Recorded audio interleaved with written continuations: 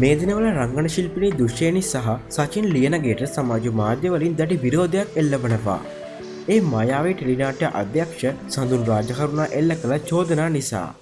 එහිදී ඔහු චෝදනා කළේ දුෂ්‍යනි ෂූටිං කරන අතරතුර සචින් වීඩියෝ ඇමතුමකින් බලා සිටින අතර එහිදී දුෂ්‍යනි කාගේ හරි අතින් ඇල්ලුවොත් හෝ කවුරු හරි වැළඳගත්තොත් සචින් ඉතා පහත් ආකාරයෙන් බැනවදින බවයි. මෙම ප්‍රකාශය මේ වන විට දුෂ්‍යනිගේ රංගන ජීවිතයට මරු ප්‍රහාරයක් වී තිබෙනවා. කොහොමුණත් දුෂ්‍යනි පසුගියදා හදිසියම රෝහල්ගත කර තිබෙනවා. එහිදී දුෂ්‍යනි මෙවන් සඳහනක් සිය ෆේස්බුක් වෙනුවෙන් පළ කර තිබුණා. නිතරම මම ගැන හොයලා බලන ඕනම දෙයකදී මගේ ළඟ ඉන්න මං ගැන දුක් වෙන සතුටු වෙන මගේ තාත්තට පස්සේ මට වැඩිපුරම ආදරය දුන්න මට හමු වුණ ප්‍රේමවන්තයා නුඹ.